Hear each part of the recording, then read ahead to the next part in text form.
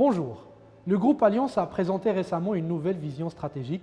On vous propose aujourd'hui de la découvrir. Restez avec nous car en deuxième partie de l'émission, on vous parlera des projets en cours par le groupe. Certains projets emblématiques nous seront présentés. Venez avec nous. Et pour démarrer, je suis avec Omar Zrak, directeur général, délégué du groupe Alliance en charge du développement de l'immobilier résidentiel au standing pour parler bien de cette vision stratégique qu'on évoquait en introduction. C'est Omar, bonjour. Bonjour, merci pour l'invitation. Merci à vous d'avoir accepté de répondre à nos questions. Alors on le disait tout à l'heure, une nouvelle vision stratégique pour le groupe Alliance. Est-ce que vous pouvez nous en donner les points saillants? Effectivement, nous avons communiqué dernièrement sur une nouvelle vision stratégique qui vient un peu amorcer une nouvelle ère pour le groupe. Et ce qu'il faut savoir, c'est que cette nouvelle vision, elle est basée sur deux fondamentaux qui sont un nouveau business model qui est ancré dans les réalités un peu du marché, du secteur d'activité dans lequel on est, et un plan de développement auquel on a fait également référence dans le communiqué, je crois, du 7 février. Et donc, je vais vous présenter d'abord un petit peu notre nouveau business model. Oui. Qui s'articule, lui, autour de 5 axes.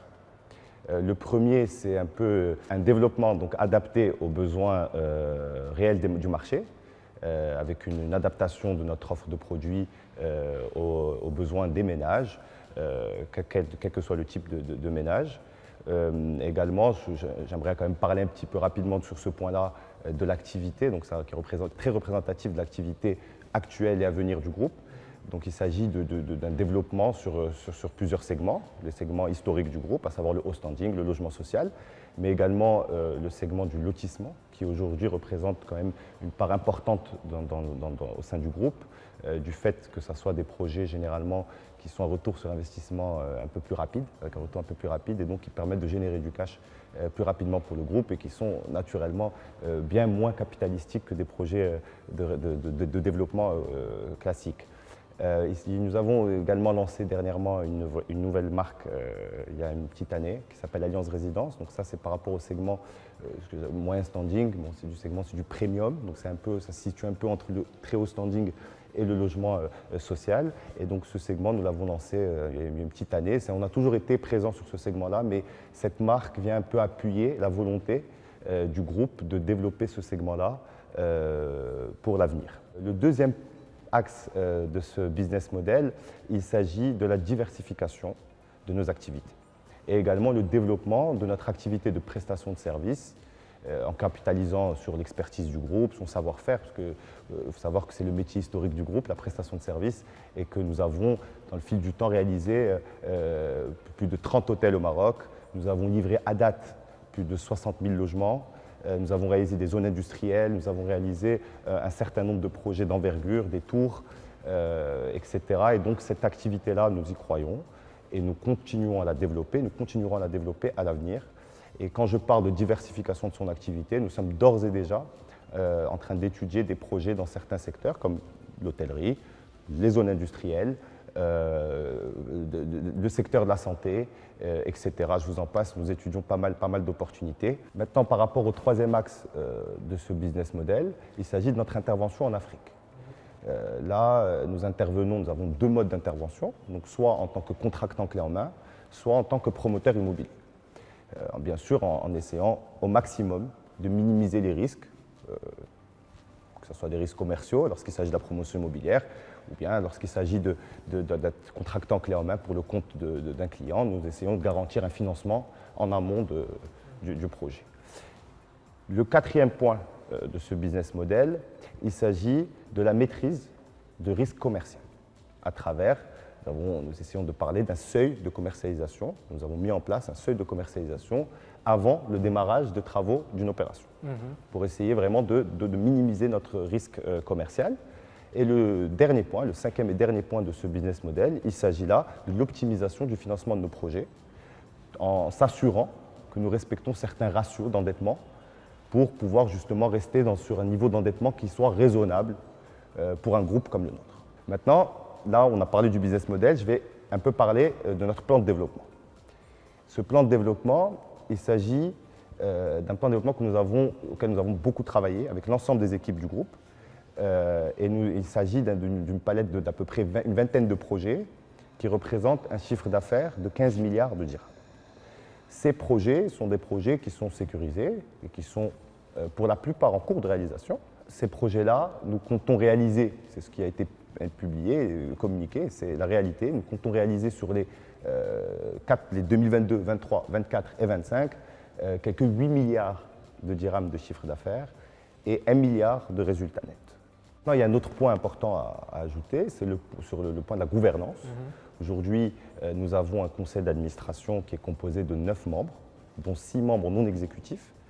Nous avons également une nouvelle organisation, nouvelle pas tellement, mais récente, qui est une organisation qui est plus resserrée et donc qui permet de responsabiliser l'ensemble des collaborateurs du groupe. Par rapport toujours à la gouvernance, nous avons 4 comités. Un comité d'audit qui se réunit 2 fois par an, un comité de nomination et de rémunération, un comité exécutif qui se réunit 1 fois par semaine. Nous avons également un comité de développement et de stratégie qui se réunit 1 fois par mois. J'aimerais également parler d'un élément très important pour nous. Donc, le groupe, dans le cadre de ses engagements RSE, s'assure que la prise en compte des impacts environnementaux et sociétaux dans ces projets. Je tiens aussi à préciser que dans tous les montages de nos opérations, c'est un exemple, mais aujourd'hui, dans l'ensemble de nos projets immobiliers, nous essayons au maximum d'introduire un maximum d'espaces verts, des espaces un peu, voilà. Donc on essaie aussi de travailler sur une logique de construction un peu plus environmental friendly, j'ai envie de dire. Voilà, donc c'est un peu, le groupe est vraiment engagé sur cet aspect-là. Vous avez évoqué des chiffres concernant votre business plan en termes des objectifs, en termes de chiffre d'affaires et de résultats. Quelles sont les garanties que vous avez sur l'atteinte de ces objectifs à terme? Écoutez, c'est une très bonne question. Les garanties, elles sont, je vais vous dire, plus ou moins évidentes.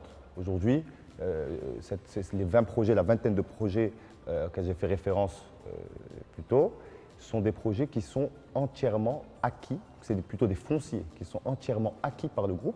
Donc c'est-à-dire on ne parle pas de projets à venir, on ne parle pas de fonciers à venir acquérir. C'est des projets en cours. C'est des projets en cours, donc qui sont pour la plupart déjà lancés, d'autres qui sont en cours de lancement, mais encore une fois qui sont des projets, des fonciers qui nous appartiennent. Aujourd'hui, nous avons une direction de développement au sein du groupe, qu'on a même renforcée en termes d'équipe, en termes d'effectifs, pour justement travailler non pas sur les 4 prochaines années, parce que comme je vous ai dit, ce sont des projets qui sont déjà en cours, donc qui sont opérationnels, mais sur le post-2025. Donc le business plan faisait parler de la période 2022 à 2025. Nous, aujourd'hui, la direction de développement et nous-mêmes, les opérationnels, tous les jours, dans notre travail sur le développement, sur l'avenir, nous travaillons sur du post-2025. Très bien. Donc 2025, bouclé pour le groupe Alliance. 2025, bouclé pour le groupe Alliance. Je suis désormais avec Youssef Qbaz, qui est directeur général adjoint en charge du pôle immobilier social et moyen standing au sein du groupe Alliance. Qbaz, bonjour. Bonjour. Merci d'avoir également accepté de répondre à nos questions. Je vous remercie, c'est un plaisir. Alors, on le disait tout à l'heure avec Omar Zazak en introduction, votre groupe travaille actuellement sur une vingtaine de projets. C'est l'un des points qu'on a évoqués en introduction tout à l'heure. On aimerait bien avec vous passer en revue ces projets, pas tous, une vingtaine c'est beaucoup, mais en tout cas les plus emblématiques chez le groupe Alliance actuellement. Pour ce qui concerne le plan de développement du groupe Alliance sur les années à venir, il se traduit effectivement par une vingtaine de projets, à la fois au plan national, mais au plan international, et sur tous les segments de marché, allant du social jusqu'au standing. Alors ce qu'il faut savoir, c'est que le groupe Alliance a opéré il y a quelques années déjà un recentrage sur les activités de promotion immobilière, et plus spécifiquement sur son expertise en tant qu'aménageur-développeur pour travailler sur des lotissements de grande envergure, structurants, dans la mesure où ceux-ci sont à la fois moins capitalistiques et surtout permettent un retour sur investissement très court terme. Donc cela, ça a été salutaire pour le groupe sur ces dernières années. L'autre élément aussi, c'est qu'aujourd'hui, sur le pôle social et classe moyenne, nous sommes positionnés sur toutes les grandes villes du Maroc. Nous sommes à Casablanca, évidemment. Nous sommes présents également à Marrakech, à Rabat, à Tanger. Mais la spécificité du groupe, c'est que nous sommes également présents sur des villes de province comme Dierk, comme Beni Mellal, comme Qnitra, comme Esfi aussi dernièrement, où la demande aujourd'hui est en forte croissance. Donc ça, c'est aussi un élément à prendre en considération. Alliance, non seulement est positionnée donc sur des marchés porteurs aujourd'hui, mais en plus est située à chaque fois sur des localisations stratégiques, Oui. Ce qui permet d'être extrêmement confiant quant au succès commercial de ces opérations-là. Donc, et à titre d'exemple, donc je vais évoquer quelques projets du groupe. Donc déjà sur la région de Kénitra, nous sommes en train de travailler actuellement sur un projet qui s'appelle les Jardins de Hellala, qui est un projet qui s'étend sur 144 hectares, extrêmement bien situé, sur la route nationale reliant Rabat et Kénitra, Oui. et directement accessible par une rocade liée à l'autoroute qui est en train de s'ouvrir prochainement. Donc c'est un projet basé essentiellement sur de lotissement en R+2, mais également il y a des lots de villas, il y a des townhouses.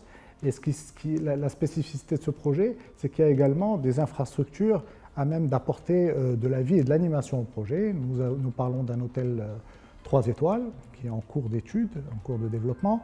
Nous parlons également d'un centre commercial important qui sera développé sur la région, ainsi que d'un parc forestier. Donc il y a toute une animation qui vient porter un petit peu ce projet-là. C'est un projet qui a été lancé il y a quelques temps déjà et qui connaît aujourd'hui un véritable engouement. Donc ça, c'est une première opération. La deuxième opération que je voulais évoquer, c'est à Beni Mellal. Nous avons un projet qui s'étend sur 357 hectares, donc un projet très important. C'est une petite ville, 357. Absolument. On est en train de parler d'une petite ville qui est à proximité de la sortie de l'autoroute menant de Beni Mellal à Casablanca et qui est adossée à la faculté des sciences et techniques, à la future université de médecine et au CHU qui sont en développement aujourd'hui. Donc il y a toute une base, tout un quartier qui est en train de se mettre en place autour de notre projet, ce qui constitue une véritable force. Aujourd'hui, sur cette opération, nous avons développé quasiment à ce jour 100 hectares, en totalité quasi commercialisés, et donc nous poursuivrons le développement de ce projet-là par tranche sur les années à venir. L'autre projet qui est important et qui est un des projets clés du groupe, c'est le projet Riyad Marrakech, à Marrakech, donc qui lui s'étend sur une superficie de 200 hectares cette fois-ci, qui est situé à 10 minutes aujourd'hui du centre-ville de Marrakech et qui est dans une zone touristique et d'animation en plein essor. Aujourd'hui, sur ce projet-là, ce qui était important pour nous, c'est de le développer, en tout cas pour ce qui concerne la composante paysagère de ce projet, de la mettre en avant un maximum et d'avoir un vrai traitement des paysages et des espaces verts de ce projet-là, qui sera un resort complètement fermé et sécurisé, donc, ce qui est une première dans ce type de catégorie, parce que là on parle d'un projet aujourd'hui qui s'adresse à la classe moyenne. C'est un projet constitué pour l'essentiel de lotissement, là encore, avec des lots allant jusqu'à 300 mètres carrés. Il y a également des appartements avec des jardins privatifs pour certains d'entre eux. Il y a du résidentiel senior aussi sur cette opération-là, de même qu'une grande composante touristique qui sera développée avec un parc d'animation, des campings. Voilà, donc c'est un projet mixed use où il y a un peu de tout pour animer un petit peu la vie de ces projets-là. C'est très important pour nous. Et un dernier projet qui est aussi très important pour le groupe, c'est un projet qui est à mi-chemin entre Casablanca et Darboza, sur une superficie de 41 hectares cette fois-ci. Là encore, l'avantage de ce projet-là, c'est qu'il est directement accessible par la route des Zemmour et qu'on en fait un concept basé sur des résidences à taille humaine qui sont sécurisées et fermées et dans un cadre encore où on fait la part belle aux espaces verts. Donc on a tenu à ce qu'il y ait un parc urbain au cœur du projet de 2,5 hectares, donc un parc avec des aménagements paysagers, etc., au bénéfice des habitants. Et on a tenu également à faire en sorte d'enterrer les parkings de manière à libérer de l'espace pour les espaces verts, pour les chemins piétons du projet, pour en faire un projet qui soit dans un cadre intéressant et agréable. Pour ce qui concerne l'Eurostanding, nous avons aussi un certain nombre de projets dans le pipe. Nous en avons 2 qui sont mûrs aujourd'hui qui sont dans le cadre du projet Almaden, où nous avons 2 médinas qui sont en cours de développement sur 13 hectares. Donc on parle aujourd'hui de 333 riads, 2 chambres, 3 chambres, 4 chambres, qui peuvent être des produits d'investissement, parce qu'on est sur un resort golfique à l'intérieur de Marrakech. Donc on vise aussi cette cible-là, et qui sont adossés à une série aussi d'équipements. Donc on parle d'une supérette, d'un café, d'une piscine collective, de terrain de padel, de tennis, de parcs de jeux pour enfants. Donc voilà, c'est des projets qui viennent avec un ensemble, un pack d'animation pour apporter de la vie à ces projets-là. Il y a sur le segment du haut standing d'autres projets qui sont en gestation, évidemment, à Marrakech aussi, mais aussi ailleurs. Et donc ça constitue un gisement de croissance important pour cette région-là et ce secteur-là. Ensuite, je vais parler de la maîtrise d'ouvrage déléguée. Comme l'a dit probablement Omar Lazrak au départ, c'est le métier d'origine du groupe, donc c'est le métier historique. Nous avons d'ailleurs à ce titre une filiale dédiée à cela, composée d'ingénieurs, d'architectes, qui veillent à la réalisation des projets. Alors, sur ce volet-là, nous avons plusieurs projets qui sont aujourd'hui en cours de réalisation.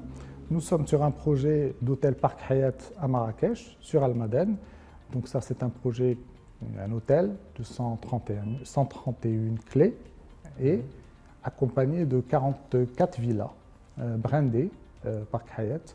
Donc c'est un projet important. Nous parlons d'un investissement de plus de 950 millions de dirhams aujourd'hui, qui devrait être livré d'ici la fin de l'année.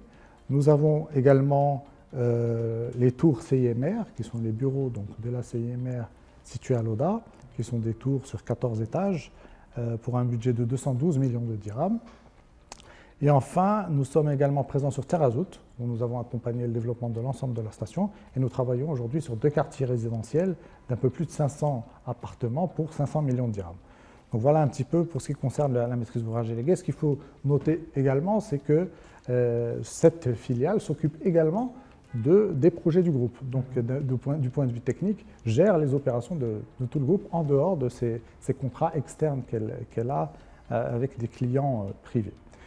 Ensuite, sur le plan de l'international, comme vous le savez, nous sommes présents sur 2 pays, en tout cas pour le moment. Le Cameroun, où nous agissons en tant que constructeur clé en main de 8 hôpitaux et 800 logements qui sont adossés à ces hôpitaux-là, ainsi que la rénovation de 3 plateaux techniques pour un budget global d'environ 3 milliards de dirhams. Donc c'était une grosse opération qui est d'ailleurs en train de se livrer par phase, parce que c'est un projet très très important. Alors la particularité de ce projet-là, c'est que nous sommes intervenus avec l'État camerounais très en amont dans la définition même du programme, avant même de pouvoir procéder aux études et même le bouclage financier jusqu'à la réalisation et l'achat même des équipements des hôpitaux. Donc c'est un véritable clé en main de l'amont à l'aval de l'opération. C'est une vraie carte de visite pour nous, pour d'autres pays africains, dupliquer cette expérience ailleurs. Ensuite, sur la Côte d'Ivoire, nous intervenons sur 2 volets. En tant que promoteur d'abord, où nous avons 63 hectares au nord d'Abidjan, dans la région d'Anyama, sur lesquels nous avons déjà développé une première tranche de 700 logements totalement livrés et commercialisés, et que nous comptons développer par tranche. Nous intervenons aussi en tant que prestataire de services, puisque nous construisons pour compte une tour de 22 étages dans le quartier du Plateau, qui est le quartier d'affaires d'Abidjan, pour le compte d'une organisation régionale qui s'appelle le Conseil de l'Entente, pour un budget de 600 millions de dirhams. Donc c'est des projets importants en prestation de services. Donc c'est la construction en clé en main de cette tour. Naturellement, sur l'Afrique, nous continuons d'être sollicités assez régulièrement sur un certain nombre de projets. Et certains sujets aujourd'hui sont discutés, sont sur la table et devraient aboutir assez rapidement. Et on fait appel à toute l'expertise du groupe pour mener un développement réfléchi sur l'Afrique et non pas à tout va. Très bien. Enfin, l'élément qui est important sur lequel j'aimerais insister, c'est que pour dérouler tout ce programme, il y a besoin de financement bancaire. Et à ce titre, on est accompagné depuis quelques années déjà par un certain nombre d'organismes bancaires pour des montages structurés et complètement adossés à des opérations de manière à pouvoir avoir une structure d'endettement qui soit saine aujourd'hui. Très bien. Alors, vous avez passé en revue l'ensemble de vos projets, en tout cas les plus emblématiques, il en existe d'autres. Vous nous en parlez d'ailleurs en préparant cette émission. Maintenant, la question qui se pose particulièrement peut-être au Maroc, c'est le comportement de la demande sur l'immobilier. On a traversé 2 années marquées par une pandémie. Les indicateurs avancés de Banque Maghreb ou du secteur bancaire montrent une certaine reprise de la demande. Est-ce que vous, opérateurs, vous observez véritablement cette reprise de la demande, vous la confirmez? Absolument, on la confirme totalement. Bon, la demande, de toute façon, nous on considère qu'elle est là. Au Maroc, il y a toujours un gap quand même important sur tous les segments de clientèle entre l'offre et la demande. Donc la demande, elle est là. Simplement, elle est devenue plus exigeante Oui. Et plus avertie, et donc dans un marché plus mûr. Et l'enjeu aujourd'hui, ça va être de répondre convenablement à cette demande. C'est surtout ça. C'est pas, mais la demande, elle est là. Mais il faut pouvoir y répondre convenablement. C'est-à-dire qu'aujourd'hui, on n'est plus dans une démarche push, où on pousse n'importe quel produit et il se vendra. On est dans une démarche différente où il faut vraiment écouter la demande pour pouvoir la satisfaire au plus près de manière structurée. Il y a un autre sujet qui peut préoccuper les investisseurs qui nous suivent, etc. C'est celui de l'inflation qui touche plusieurs pans de l'économie, dont les matières premières qui rentrent en jeu dans la construction, dans l'immobilier. Comment vous faites pour gérer ces contraintes-là? C'est vrai que c'est un sujet qui est préoccupant et important, et on ne peut pas nier qu'il puisse avoir un impact sur l'avenir. Mais aujourd'hui, l'impact, en tout cas pour ce qui concerne le groupe Allianz, sera très relatif, dans la mesure où sur l'ensemble des opérations, les marchés ont déjà été signés et sont en cours. Donc aujourd'hui, même s'il y a des révisions de ces marchés-là, ce seront des révisions qui seront maîtrisées.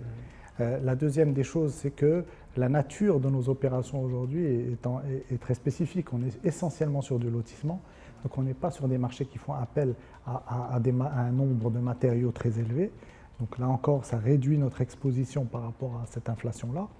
Enfin, il y a également l'élément tout simple qui réside sur le fait que quand on monte nos opérations, donc on a un budget prévisionnel qui inclut un aléa qui est relativement substantiel sur toutes nos opérations. Et cet aléa, justement, il est prévu pour des scénarios comme cela où il y a des éléments externes qui doivent être gérés. Et donc ça permettra d'amortir un petit peu l'effet de l'inflation si elle devait perdurer dans le temps. L'autre levier qu'on pourrait également utiliser, qu'on utilise d'ailleurs assez régulièrement dans le groupe, c'est comme on a une expertise d'ingénierie et d'architecture très poussée, on le fait d'ailleurs régulièrement, cet exercice-là sur nos projets. On fait ce qu'on appelle la value engineering, c'est-à-dire de l'optimisation en réalité dans nos projets. Et en général, on peut pousser la réflexion assez loin de manière à trouver des poches d'économie sur nos projets et d'optimiser un petit peu de manière à garantir les marges de nos projets. Très clair. Youssouf Qbash, je vous remercie pour vos réponses. Merci à vous. Je suis désormais avec Mohamed Helhou, directeur financier du groupe Allianz et également directeur général de Allianz Côte d'Ivoire pour parler un peu des finances du groupe. Si Mohamed, bonjour. Bonjour. Alors concernant cette restructuration financière qu'avait connue le groupe Allianz, qu'est-ce qu'on peut en dire aujourd'hui? Le plan de restructuration donc, a été mis en place en 2015. Il est venu un peu pour renforcer les fondamentaux du groupe à un moment où il s'agissait de repenser la stratégie du groupe.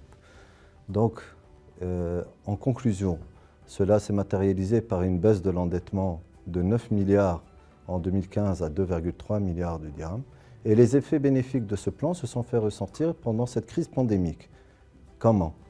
Il suffit juste de voir les indicateurs financiers de l'arrêté des comptes 2020. Nous nous retrouvons avec un résultat opérationnel, à savoir l'excédent brut d'exploitation, qui représente 19% du chiffre d'affaires contre 9% en 2019. Des charges de personnel qui avoisinent les 8% et des frais de structure qui sont maîtrisés et qui iront à la baisse pour les années à venir. Alors on peut dire désormais que le plan de restructuration est derrière vous. Qu'est-ce qu'on peut dire aujourd'hui sur les indicateurs financiers du groupe de manière générale? D'une manière générale, il faut savoir que le groupe, malgré le plan de restructuration qui avait été mis en place et malgré les difficultés rencontrées, a continué à investir, a continué à croire et a continué à réaliser des projets et livrer. Nous avons réalisé sur les 5 dernières années environ 9 milliards de dirhams de chiffre d'affaires. Et cela s'est fait principalement en fonds propres. Maintenant, actuellement, nous sommes heureux de compter des banquiers qui nous accompagnent dans la réalisation de nos projets et qui nous aident à accélérer un peu notre croissance.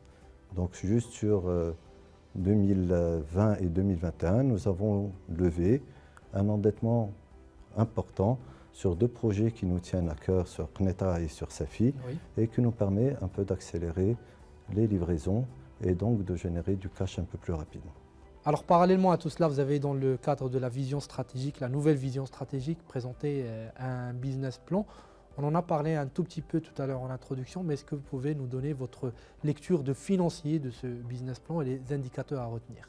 Donc ce business plan, comme nous l'avons dit, générera un chiffre d'affaires cumulé sur les 4 années à venir de l'ordre de 8 milliards de dirhams, avec un résultat net avoisinant 1 milliard de dirhams. Ce que je peux vous dire en termes de marge brute, nous nous retrouverons en termes de marge brute en moyenne aux alentours de 28%, avec un excédent brut d'exploitation qui devrait varier aux alentours de 21% et un résultat net qui devrait osciller autour de 12%.